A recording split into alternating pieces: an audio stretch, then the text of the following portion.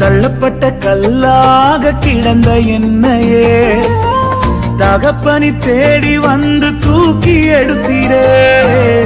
தகுதியை இல்லாத எந்த வாழ்விலே தகுதிக்கு மிஞ்சின நன்மை செய்தீரே. நான் என்ன சொல்லுவேன், உம்மை எப்படி பாடுவேன்?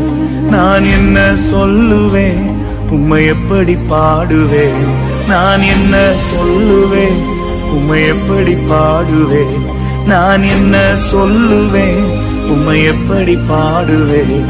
நான் என்ன சொல்லுவேன், என் இயேசுவின் அன்பை நான் எப்படி பாடுவேன்?